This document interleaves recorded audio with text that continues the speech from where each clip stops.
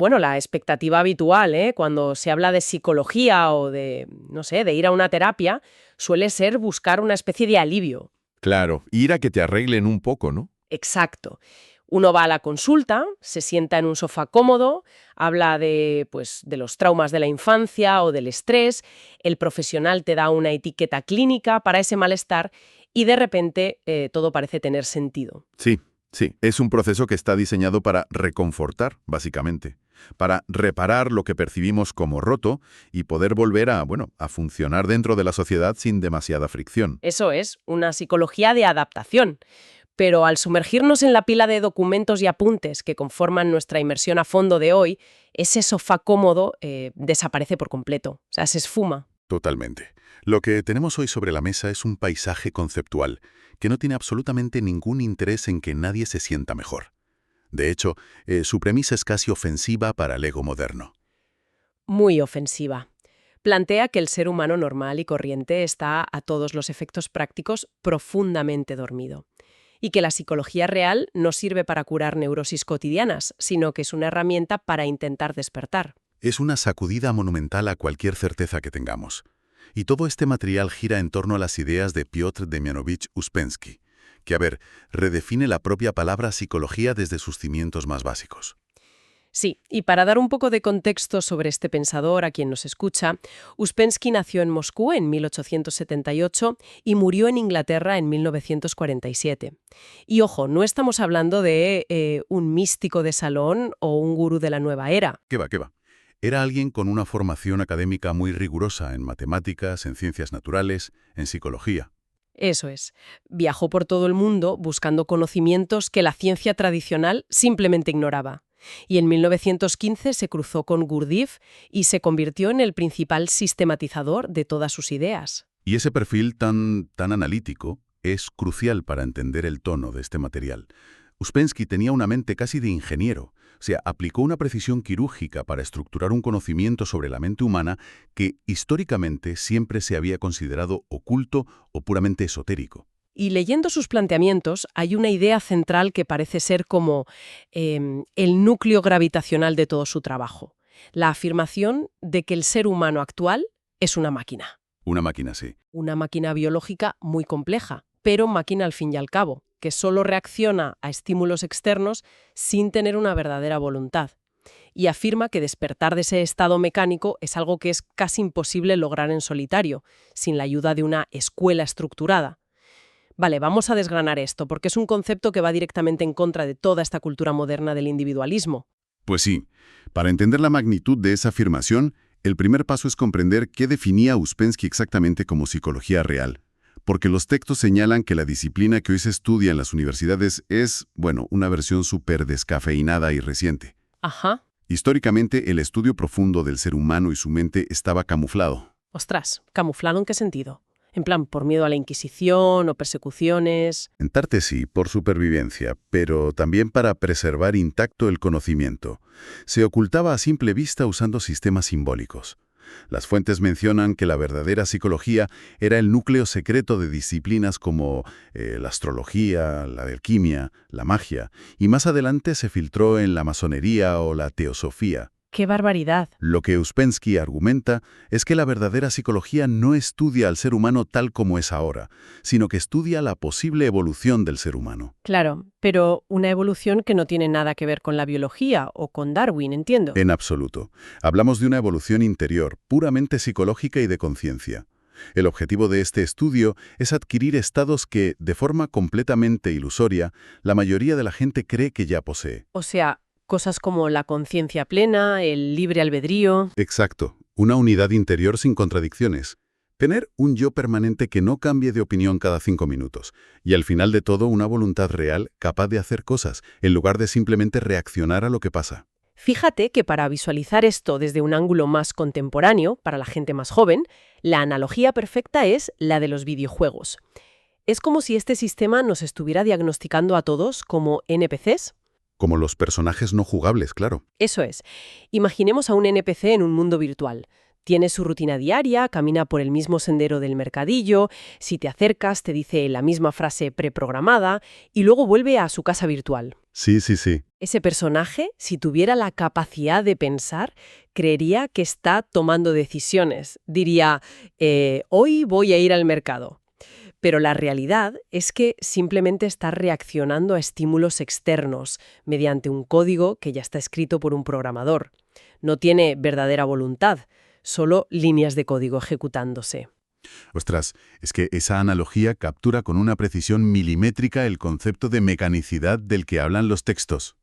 Según este sistema, el ser humano opera con 4 funciones principales, que son el pensamiento intelectual, el sentimiento emocional, el instinto físico y el movimiento motor. Vale, las 4 funciones. Y todas ellas funcionan de manera completamente mecánica, exactamente igual que ese código preprogramado del videojuego que decías. Caminamos por pura inercia, nos enfadamos por reflejo, repetimos opiniones que hemos escuchado en la tele creyendo que son pensamientos propios y originales.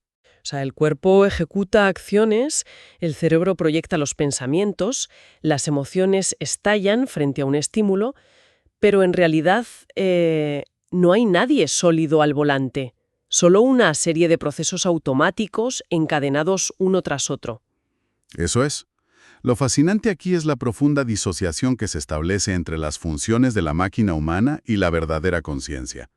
Porque es un error súper común confundir estar despierto fisiológicamente con tener conciencia real. Ya, creemos que porque tenemos los ojos abiertos y estamos hablando somos conscientes. Claro, pero las funciones motoras, las intelectuales y las emocionales pueden operar, y de hecho operan, casi siempre, en total y absoluta ausencia de conciencia. Son circuitos cerrados. La conciencia es un fenómeno totalmente diferente. Es como la luz que observa a la máquina, no es la máquina en sí misma. Pero a ver, si todos somos códigos ejecutándose en piloto automático todo el día, surge una pregunta que es bastante evidente. ¿Cómo es posible que no nos demos cuenta del engaño? Pues ahí radica la trampa más brillante de la naturaleza. O sea, es la ilusión suprema. Si a cualquier persona que va por la calle se le para y se le pregunta si es un ser consciente, dotado de libre albedrío y voluntad, la respuesta inmediata, y además un poco ofendida, será que, por supuesto que sí. Claro, nadie te va a decir, hola, soy un autómata. Exacto. La humanidad vive bajo la absoluta convicción de que ya posee estas facultades. Y la consecuencia trágica de esta ilusión, el gran problema, es la inacción. Porque nadie, absolutamente nadie, está dispuesto a emprender un trabajo duro, prolongado y súper doloroso para buscar algo que cree firmemente que ya lleva en el bolsillo. Madre mía, es el crimen perfecto. El mayor obstáculo para descubrir la verdad es la ilusión de que ya la conoces. Totalmente. Y claro, si estamos atrapados en este bucle de NPCs, ciegos a nuestra propia mecanicidad, ¿cómo empezamos siquiera a diagnosticar el problema? Porque si miramos el material de esta exploración, el primer gran muro con el que chocan estos estudios es nuestra forma de comunicarnos. O sea, el lenguaje cotidiano es una trampa en sí mismo. Un muro infranqueable, la verdad. El lenguaje ordinario que usamos todos los días carece de la resolución necesaria para hablar de la conciencia. La gramática común nos iguala a todos por lo más bajo. ¿En qué sentido nos iguala? Pues que si se utiliza la palabra hombre o la palabra mujer, el lenguaje no hace ninguna distinción sobre el nivel evolutivo de ese individuo. Puede referirse a un autómata completo que reacciona a todo o a un ser iluminado como Buda. Y la palabra que usamos es exactamente la misma. Ya, claro. Es como si en la medicina solo existiera la palabra enfermo, sin importar si la persona tiene un leve resfriado o una condición terminal rarísima.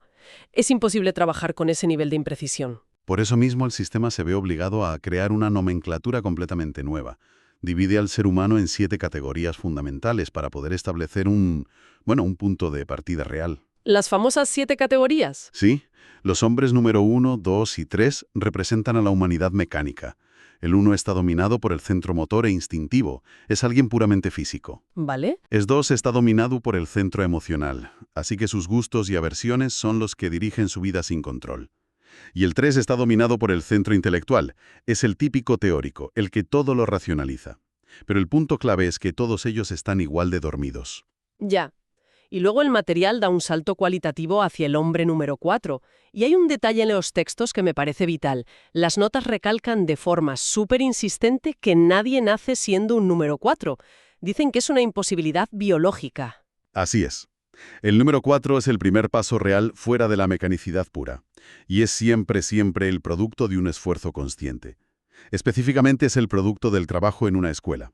Es alguien que de verdad ha empezado a despertar y ha adquirido lo que en esta terminología se llama un centro de gravedad permanente. Vale, detengámonos ahí un segundo, porque centro de gravedad permanente suena muy técnico, muy de física. ¿Cómo se traduce eso en la práctica diaria de una persona? Pues imaginemos un barco navegando en medio de un océano súper tempestuoso. Las olas gigantes son las emociones diarias, los problemas del trabajo, el estrés mecánico de la vida. Un barco sin el lastre adecuado será sacudido y volcado por cualquier ola, cambiando de rumbo constantemente, ¿no? Claro, a la deriva totalmente. Pues así es la persona mecánica. Sus intereses y sus decisiones cambian según sople el viento de las circunstancias o de la opinión pública. Sin embargo, un barco con un giroscopio muy pesado y bien calibrado en su interior mantendrá su estabilidad y su rumbo sin importar el caos externo. Ah, vale. Ese giroscopio es el centro de gravedad permanente. Para el hombre número 4, la idea de su propia evolución interior se ha convertido en ese giroscopio. Pasa a ser el eje central de su existencia y está por encima de intereses superficiales, de los miedos o de buscar validación social. Ostras, qué buena imagen. Y las categorías no terminan ahí, claro. A partir de ese centro de estabilidad, la evolución continúa hacia niveles casi incomprensibles para nuestra mente mecánica. O sea, el hombre número 5 ya ha cristalizado un yo unificado y posee conciencia de sí mismo constante. El número 6 adquiere lo que denominan conciencia objetiva, viendo la realidad sin los filtros de la ilusión. Sí, ya estamos hablando de niveles altísimos. Y finalmente, el número 7 representa el estado máximo de desarrollo posible. Alguien con un yo permanente, voluntad real, e incluso se menciona un grado de inmortalidad dentro de los límites del sistema solar. Es una escala evolutiva vertiginosa. Y muy necesaria para comprender la distancia real, el abismo que hay entre el estado inicial de sueño profundo en el que vivimos y el potencial humano completo. Ahora bien, analizando fríamente esta división, es fácil que a alguien le salte una alarma. Clasificar a las personas en categorías numeradas, etiquetar a la inmensa mayoría como un 1 mecánico y a unos pocos elegidos como un 4 o un 5 avanzado, no resulta tremendamente elitista. Ya. Suena como si se estuviera estableciendo una especie de aristocracia espiritual, con ciudadanos de primera y de segunda. Es una resistencia súper comprensible, sobre todo desde la óptica moderna, que busca la igualdad absoluta en todos los terrenos. Pero dentro de este sistema hay que entender que la clasificación no conlleva ningún juicio moral ni de valor humano. Es una herramienta de diagnóstico puramente técnica. Vale, técnica. Claro, o sea, si un médico oncólogo clasifica un tumor en diferentes estadios, 1, 2, 3, 4, no está insultando al paciente ni juzgándolo moralmente. Simplemente está describiendo la progresión de una condición física para poder aplicar el tratamiento correcto. Ya, tiene lógica. Uspensky utiliza esta nomenclatura porque intentar explicar el complejo proceso de despertar sin separar a quien no tiene ningún interés de quien está luchando activamente todos los días por lograrlo es como, no sé, como intentar enseñar ingeniería cuántica usando el vocabulario de la educación primaria. Se necesita la terminología para observar el fenómeno tal cual es, sin distorsiones morales ni sensiblerías. Visto así, desde luego, tiene todo el sentido. Es descriptivo, no moral. Retrata una realidad mecánica en la que hay quienes siguen la inercia del río y quienes deciden nadar a contracorriente. Pero esto nos lleva a una de las metáforas más crudas que hacen sobre cómo funciona realmente nuestro cerebro cuando está en ese estado mecánico, en esa inercia del nivel 1, 2 o 3. Las fuentes detallan de forma muy meticulosa cómo nuestra mente procesa la información nueva. Sí, hablan del tremendo desafío que supone asimilar conocimientos reales con una mente que está profundamente dormida. Utilizan la metáfora bíblica del odre viejo. Cuando una idea genuinamente nueva entra en la mente mecánica, el cerebro no la evalúa desde un estado de conciencia pura y objetiva. Al contrario, lo que ocurre es como una detonación en cadena de todas nuestras asociaciones pasadas. Y fíjate, aquí es donde se pone realmente interesante la cosa, porque la descripción que hacían a principios del siglo XX sobre este cerebro mecánico es idéntica, pero idéntica a cómo funcionan los algoritmos de las redes sociales hoy en día. Ostras, ¿es verdad? Claro, el algoritmo de cualquier plataforma actual no busca la verdad absoluta, busca retener la atención del usuario mostrándole más de lo mismo. Si uno interactúa con contenido que reafirma sus creencias políticas o sociales, el algoritmo se lo multiplica por 1000, reforzando esa cámara de eco. Sí, sí, sí. Pues el cerebro mecánico que describe Ouspensky es exactamente ese algoritmo. Cuando nos llega una idea nueva, la mente escanea su base de datos, busca la asociación más cómoda, le pega una etiqueta de me gusta o no me gusta en cuestión de milisegundos y desecha automáticamente todo lo que amenace su zona de confort. No hay un pensamiento crítico real, es solo un software de reconocimiento de patrones. La similitud es asombrosa, desde luego. Y el mecanismo de fondo es el mismo, la ley del mínimo esfuerzo. Ouspensky ilustra esto comparando la memoria y los centros del ser humano con una máquina de rollos fonográficos. Los antiguos cilindros estos de cera, donde se grababa el audio, ¿no? Exactamente, donde el sonido se grababa mediante surcos físicos en la cera. Él dice que cada vez que experimentamos algo, el centro correspondiente crea una impresión, un surco literal en la cera de nuestra maquinaria psicológica. Algunas de esas marcas son profundísimas, creadas por traumas de la infancia o miedos, y otras son más superficiales. Entonces, cuando ocurre algo en nuestro presente, sea lo que sea, ¿no estamos respondiendo de forma fresca o consciente a ese evento? En absoluto. La aguja de nuestra atención mecánica cae en el surco más cercano que encuentra y comienza a reproducir la misma melodía pregrabada de siempre. ¡Qué fuerte! Sí, la misma rabieta, la misma ansiedad, la misma opinión política repetida 1000 veces en las cenas de Navidad. El individuo jura y perjura que está tomando una decisión libre y superponderada en ese momento. Pero en realidad es solo la máquina reproduciendo el rollo fonográfico número 34 de su estantería emocional. Es una visión aterradora, sinceramente. La idea de que somos simples tocadiscos atascados reproduciendo ecos del pasado sin parar. Pero, a ver, ¿cómo se detiene esa aguja? Porque asumo que todo este sistema tan complejo ofrece algún tipo de salida. Ofrece una salida, sí, pero requiere un esfuerzo que consideran antinatural, que es la autoobservación sostenida. La única manera de interrumpir la reproducción mecánica es cultivar un estado de atención dividida. En lugar de dejarse arrastrar por el torrente de asociaciones mentales, uno debe retroceder internamente y observar a la máquina funcionar desde fuera. O sea, separarse. Exacto. En este sistema, comprobar una idea no significa debatirla intelectualmente en una mesa. Significa atrapar infraganti al propio rollo fonográfico mientras intenta reproducir el mismo patrón de siempre. Es un acto puro de separación interior. Ya veo. Y esto nos empuja al precipicio de todo este análisis, al punto crítico. Supongamos que, vale, aceptamos nuestra condición de máquina, entendemos el algoritmo, vemos el rollo fonográfico girando en nuestra cabeza y decidimos que queremos parar la aguja de una vez por todas. La pregunta que surge de forma natural es, ¿puedo arreglar esta máquina yo solo? O sea, ¿puedo leer un par de libros complejos, escuchar esta inmersión a fondo, meditar un rato en mi habitación y despertar por mi cuenta? Pues el sistema responde a eso con una negativa absoluta y tajante, un no rotundo. Y este suele ser el concepto que genera más rechazo, más fricción en la mente contemporánea. Toda la industria del desarrollo personal actual, la autoayuda, se basa en el individuo aislado.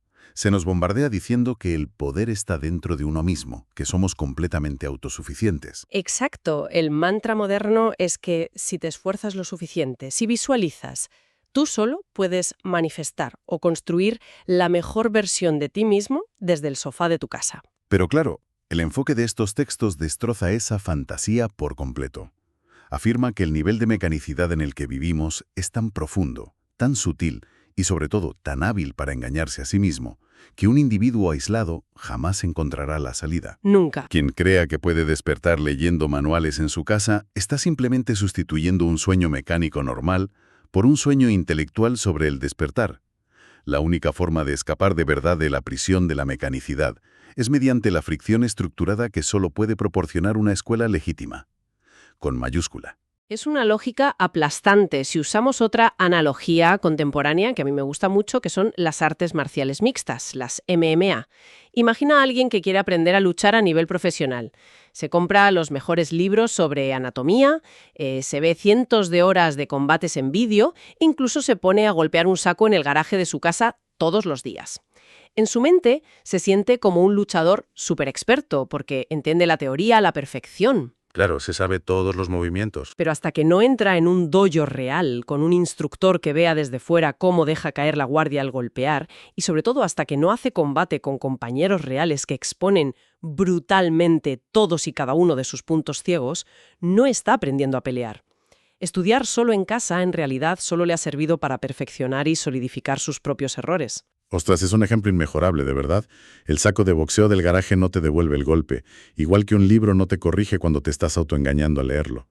En el aislamiento, el rollo fonográfico sigue girando felizmente, solo que ahora reproduce la melodía de «Oh, soy un estudiante esotérico súper avanzado». Eso es. Para destruir esa inercia tan bestia, las escuelas esotéricas reales operan bajo lo que se denominan las 3 líneas de trabajo. Es una estructura súper específica, diseñada exclusivamente para generar una fricción que resulte insoportable para el ego mecánico del estudiante. Vale, pues desmenucemos estas 3 líneas, porque las reglas que imponen en los textos parecen salidas de un manual militar. ¿En qué consiste exactamente la primera línea? Pues a ver, la primera línea es el estudio del sistema y la autoobservación. Aquí el estudiante trabaja estrictamente sobre sí mismo. Debe memorizar la terminología, entender la estructura de los 4 centros que mencionamos antes y comenzar a vigilar sus propios automatismos diarios.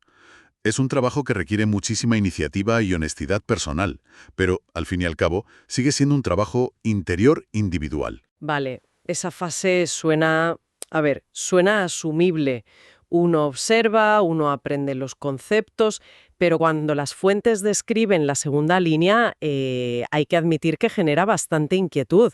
Suena casi sectario. Sí, choca mucho. La segunda línea es el trabajo en conjunto con otros estudiantes, bajo la dirección estrictísima de la escuela. Y la regla fundamental es de una severidad absoluta.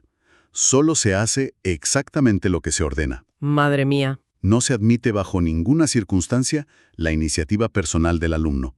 O sea, incluso si el estudiante está completamente convencido de que tiene una idea mejor, más eficiente o más rápida para realizar la tarea que le han mandado, debe reprimirla por completo y obedecer la orden inicial. Claro, es que desde fuera, anular la iniciativa personal de esa manera suena a lavado de cerebro total. O sea, ¿por qué un sistema que busca supuestamente crear hombres libres con voluntad real exigiría someterse ciegamente a normas que a veces parecen incluso arbitrarias? ¿Dónde está el beneficio de esa sumisión? Pues el beneficio está en comprender cómo funciona la mecánica de la fricción. Lo que el estudiante considera su iniciativa brillante no es más que su rollo fonográfico mecánico de siempre intentando mantener el control de la situación.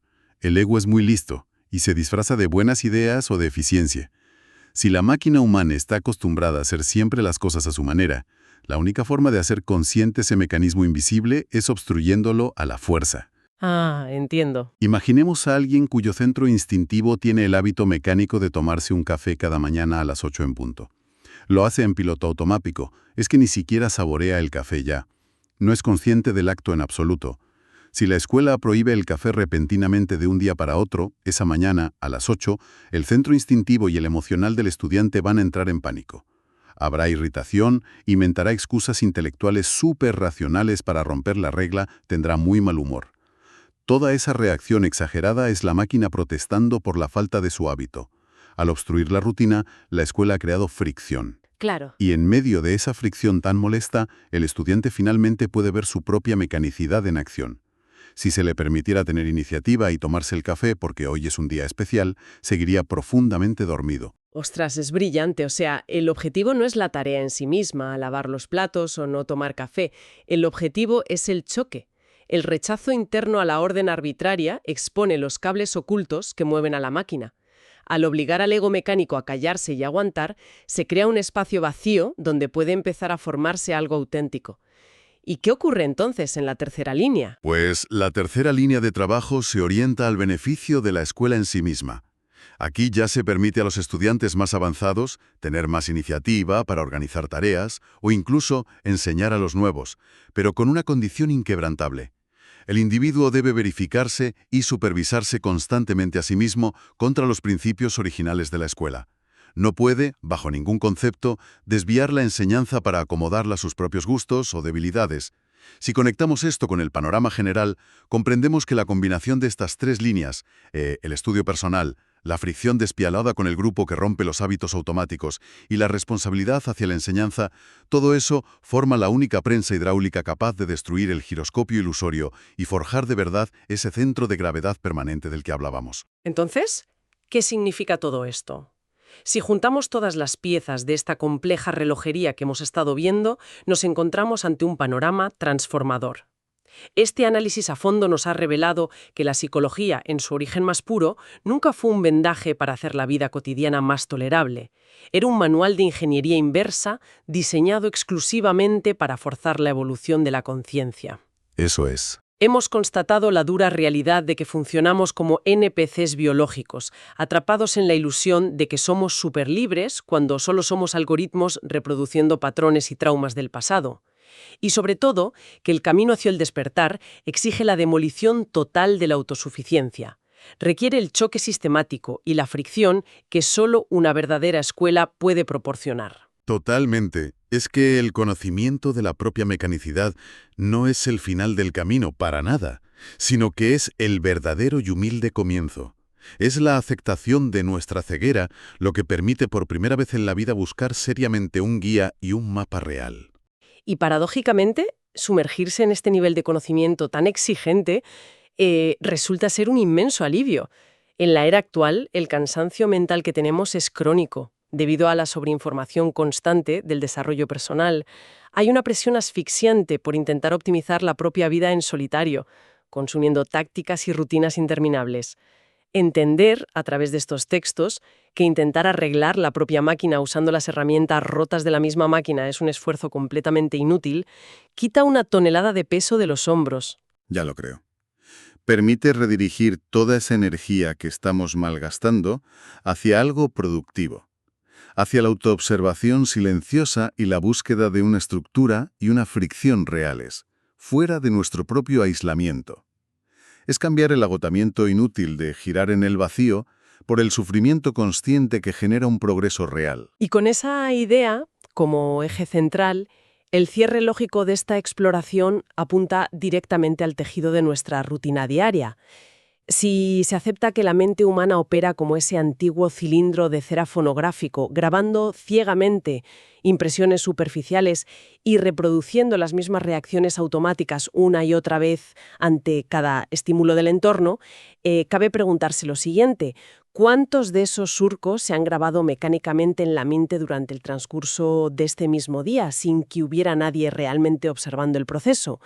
¿Y qué cambiaría en la estructura de tu realidad si a partir de este preciso instante hubiese un intento deliberado y feroz de ser quien sostiene la aguja del tocadiscos?